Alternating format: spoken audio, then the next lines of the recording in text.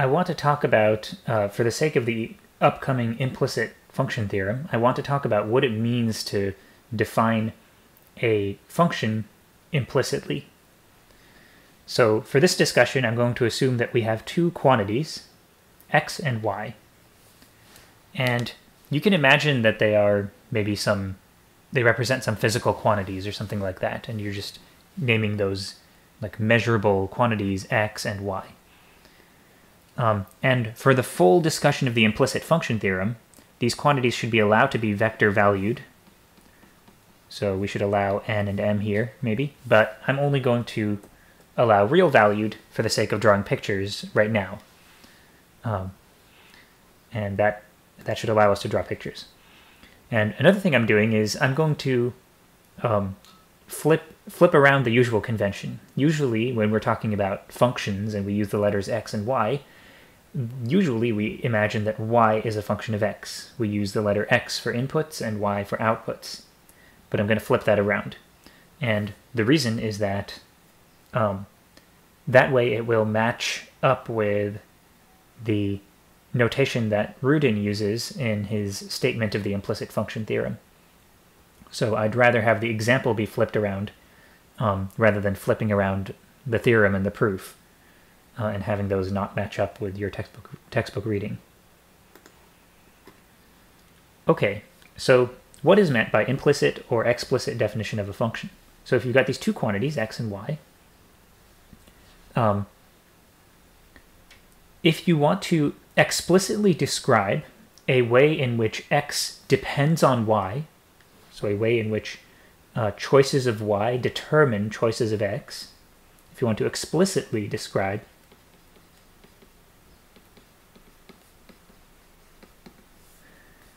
that, then you could do it by just giving a function. Like, hey, given a y, given any y, here's a function x of y. Just give a formula. So x of y equals blah, blah, blah, blah, blah. Some formula involving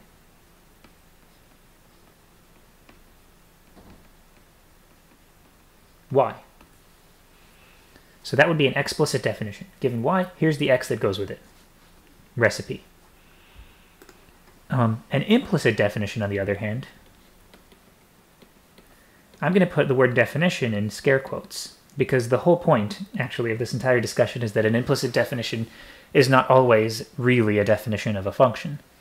It only is sometimes, and the implicit function theorem is what tells us when this sort of thing works. And it also gives us nice differentiability properties of the function that you get in the end. So an implicit function is, an implicit way of defining a function is one where instead of saying, given y, here's the exact x that goes with it, instead you give an equation. So some equation involving x and y.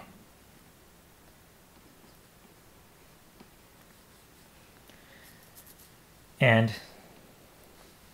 you treat that as, so an equation involving x and y would be like a relationship between x and y, right?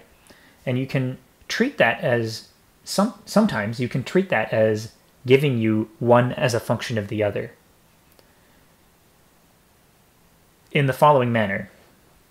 So let's say the equation, here's an example of an equation involving x and y. X squared plus y squared equals 1. In some sense, this defines, or yeah, how about this instead? Let me do something that doesn't have problems first, and then I'll do something that does. How about x plus y squared equals 1? So here, with this equation, I have not explicitly defined x as a function of y, right? I'm not telling you, given y, what x should be. But to demand that the equation hold as a relationship between the quantities x and y does define x as a function of y, right? You can see that by simply solving the equation. It can be solved for x. So this equation, before solving, you would think of that as an implicit definition of x as a function of y. So this is implicit, quote, definition of the function x of y. And this is an explicit, no quotes, actual definition of the function x of y, if I use that notation, x of y. Okay, so that's the difference. Now, to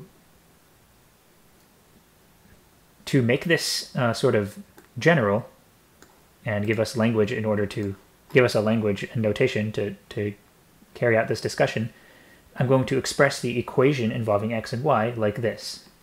Some function of x and y set equal to 0.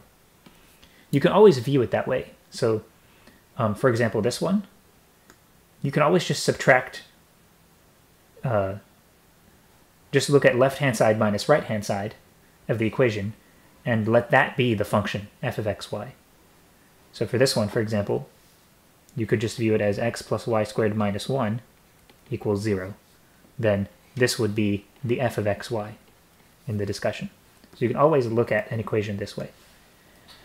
So this is the kind of data that's involved in an implicit definition, an attempt to implicitly define a function. The data that's involved is a function of two variables.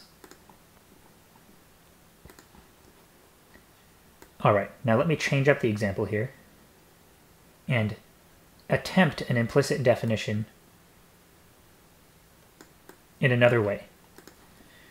So let's try x squared plus y squared equals 1 as the relationship between x and y. Okay, let me create a new slide for this. So let's say someone goes up to you and says, imagine someone actually says this to you.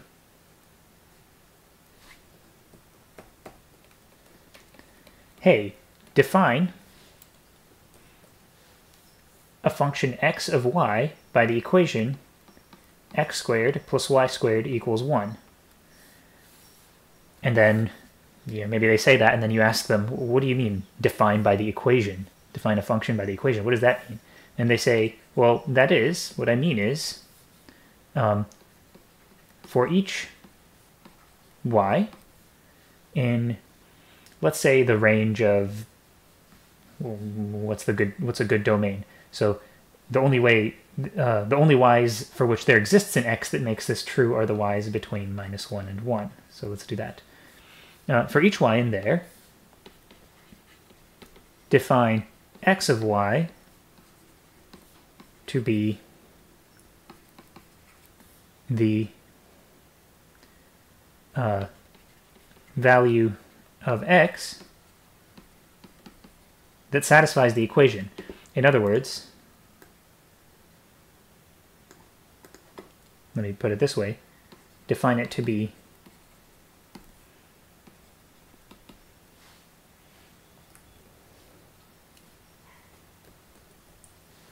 the number that satisfies x of y squared plus y squared equals 1. So imagine that someone goes up to you and says these words. Then there are a few places where you can object. One is that I wrote the twice, but there are a few other places where you can object. So maybe you can pause the video and think about what would you object to here. Okay, so here's my answer, is the word the here is definitely objectionable because there's not necessarily a unique number that satisfies this, right? If I plot the set of pairs xy in the xy plane, if I plot the set of points that satisfy this equation, it's this unit circle, right? And then if you pick a y, well, picking a y is like picking a horizontal line, right? If you pick a y, there's not a unique thing to call x of y, right? There's not necessarily a unique one. There's two in this case. So that's one place where you would object to what the person is saying. Okay, but no one would actually say these words. Let's say, probably people do try to say words like this, but let's say no one would say this. No, people are smarter than that. They're aware that, sometimes an equation involving two variables, when you fix one variable, there's multiple solutions for what the other variable can be. Everyone knows that. Instead, we are going to focus on particular parts of the circle and try to get this to work on part of the circle. So instead of being told these words, let's imagine that you're told the following. So at the beginning, let's say they say fix a particular point, x naught, y naught, such that it is on the set of points that satisfies the equation. So in this case, x naught squared plus y naught squared equals 1. So at the beginning, we fix a point. X naught, y naught. So let's say this point, for example, here. So just fix a point. And then instead of trying to define x as a function of y for all y in there, we define only in some neighborhood of y naught. So let's imagine that the person talking to you here says this. Okay, one sec. So let's imagine they say, then there is some, instead of saying that this works for all y from -1 to 1, so instead of saying it works for all y here, they say there's some neighborhood, some open set, a neighborhood of y naught, so some open set containing y naught. Let's give it a name. Let me use what Rudin uses for his notation. W. There's some neighborhood W of y naught. So here's y naught. And then W will be this vertical yellow little open interval. There's some neighborhood W of y naught such that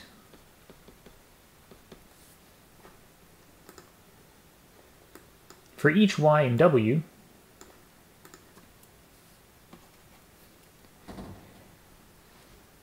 we can define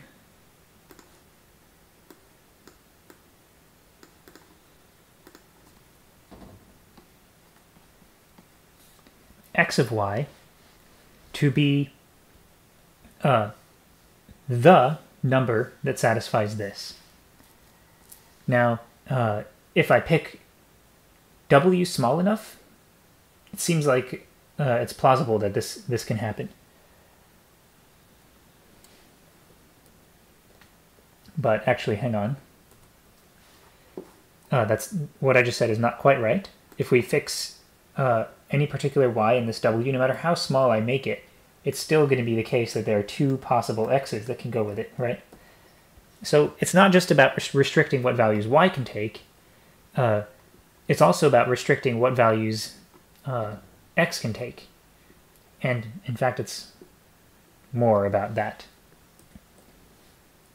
So I really should say there's some neighborhood W of y naught.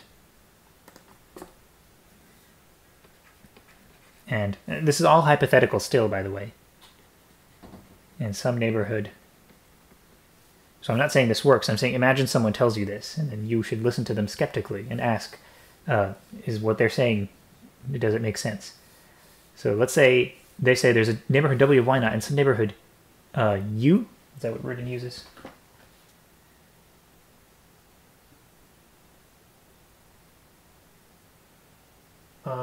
Not quite.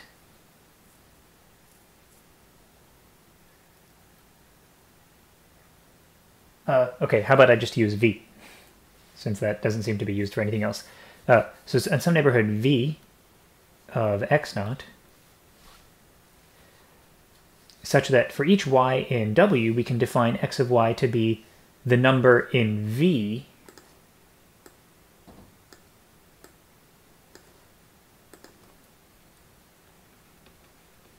that satisfies this equation. So then V is going to be some small, so x naught is somewhere here on the x-axis, right? That's x naught. And then V is going to be a little open interval here. So that'll be v. Okay, now it seems okay, I hope, right? You can actually define x as a function of y in this way. It looks like, basically what we've done is we've zoomed in on this point, x naught, y naught here. And then we're saying locally here, you can look at this segment and view that segment of curve as describing x as a function of y. Given any horizontal line y, there's a unique vertical line x to go with it. So that's fine, and in fact, we can convert the implicit definition that this person is giving us here with these words. We can convert that implicit definition of x of y to an explicit one by simply solving, right? So we can say, look, on this segment, we simply have x of y equals square root 1 minus y squared. So that's just solving. And when you just try to solve this, you get two roots, x equals plus or minus square root of 1 minus y squared. And you know which one to pick because the range of possible x values has been restricted to this small set v. So that's in this picture we ended up with this. For different choices of what we fixed at the beginning, up here we could have ended up with x of y equals negative square root 1 minus y squared. Okay, so this is the idea of an implicit definition of a function.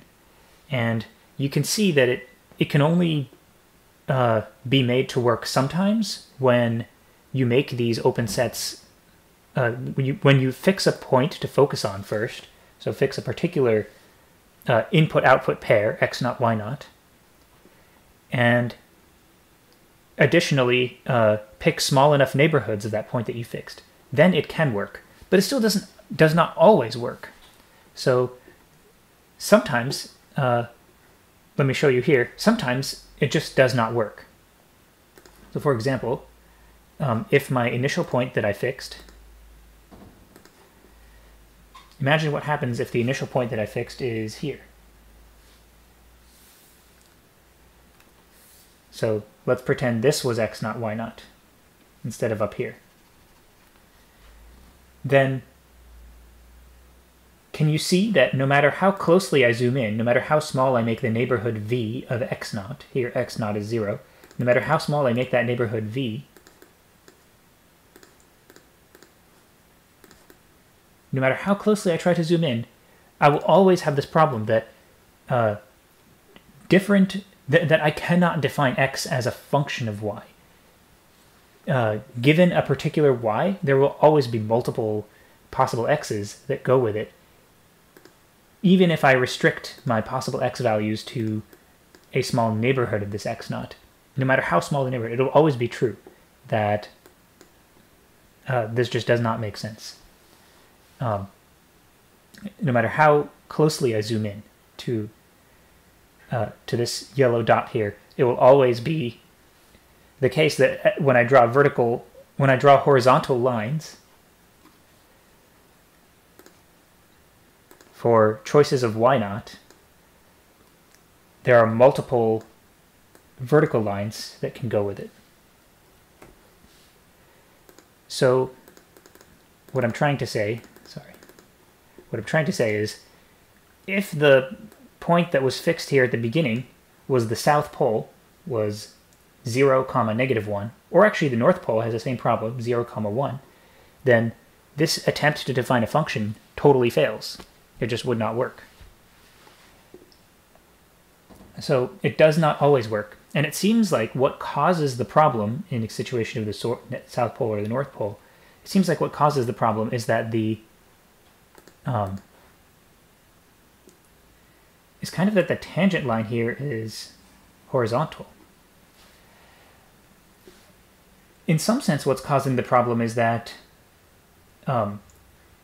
you're trying to define x as a function of y, and so to have x change, you should have y change as well. But that's just not happening no matter how closely I zoom in here. it's always possible to have x change without y changing. And it's just illogical to have that, have x change without y changing, and then go and say x is a function of y.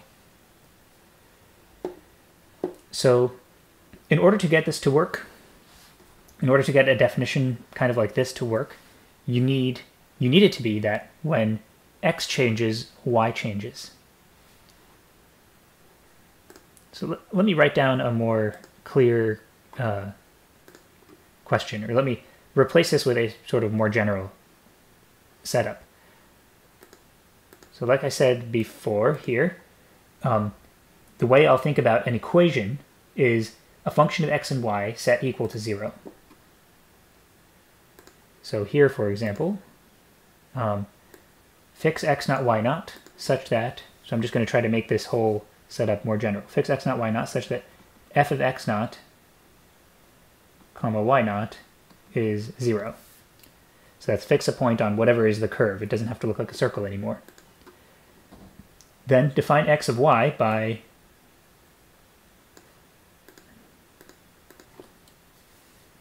f of x comma y equals 0. And then you ask, wait, what do you mean define the function by the equation? Well, what I mean is there's some neighborhood w of y naught and some neighborhood v of x naught such that for each y in w, we can define x of y to be the unique number in v that satisfies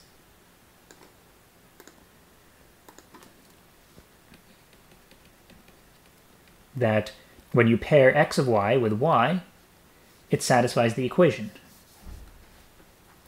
So, question, when is this true? This. When are there really neighborhoods w and v to make this work? When does this work? That is the question the implicit function theorem answers. And again, the setting is more general than what we're looking at, where x and y are real numbers. We should actually allow them to be, higher dimensional things. So the question is, when is this true? And we're already seeing a hint about an answer here. We're seeing that it only really makes sense when you have y changing whenever x changes. Changing x should lead to y changing.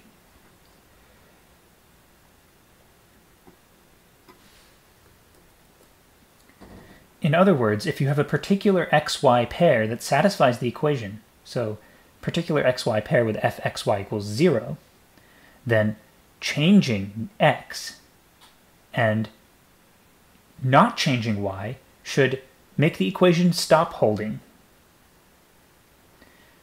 Okay, so that was kind of confusing, but let me see if I can explain it with more writing. So we need, for this to work, for this kind of thing to work, just logically, we need it to be that changing x leads to changing y.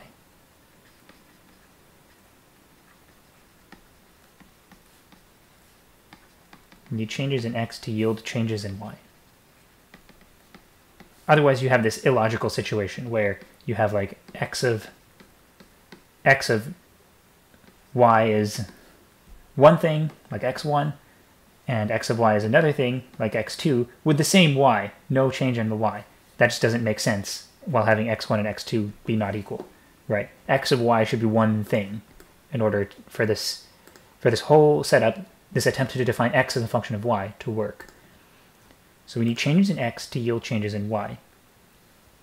So then we want that if xy satisfies this,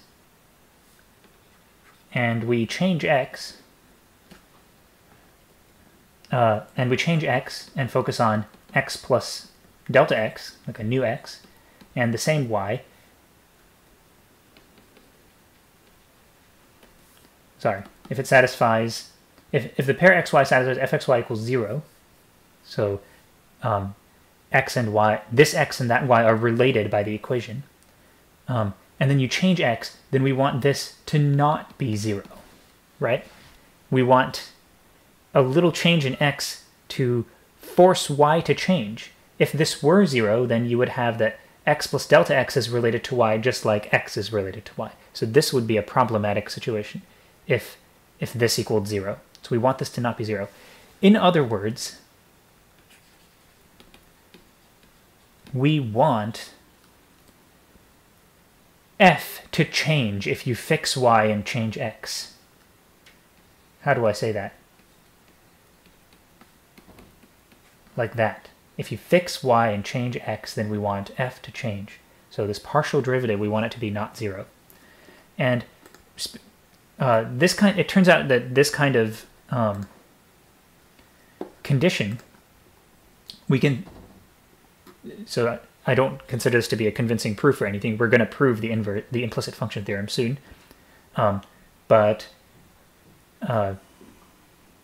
what turns out to happen, so I'm just telling you a preview of what's going to happen. What turns out to happen is that this is sufficient, this kind of instantaneous information. If you have it work just at x naught y naught, if you evaluate at x naught y naught and get not 0, then that will be pretty much enough to ensure that you're not in this kind of situation, but rather more in that kind of situation. So what I'm getting at is it will be enough to ensure that these neighborhoods, w and v, exist to make defining x of y make sense. So this is kind of a rough way of describing the implicit function theorem. You wonder, when can I define functions implicitly by using equations like this? When can I define x as a function of y by means of an equation relating x and y? And the answer to that question is, it's not a really well-defined question until you focus on a particular point and ask about neighborhoods near that point. Then you ask the question again, well, when do there exist neighborhoods so that a function definition comes out of my equation? And the answer is given by the implicit function theorem, and it says when you have this. Okay, so there it is without all the details. There are going to be more details in the implicit function theorem. We're going to use the inverse function theorem to prove the implicit function theorem. And that's going to require things like continuity of derivatives and things like that. So I've left out the details here. Oh, and also, before I stop, let's just go through and check that this condition does not really hold at the North Pole or the South Pole. So if you evaluate, so we had f of xy is x squared plus y squared minus 1, right? And if you evaluate, so partial f partial x is 2x. And if you evaluate that at the North or South Pole, so the North Pole would be 0, 1, and the South Pole would be 0, minus 1, you get 0 either way. So you see, we don't have this condition. So that's indicating, these zeros are indicating that you're in a situation where little changes to x are not guaranteed to lead to changes in y. And so you're going to be in this situation where you can zoom in as much as you want. It's just not good enough. You'll never be in a situation where you have a little segment of a curve that can be used to define one variable as a function of the other.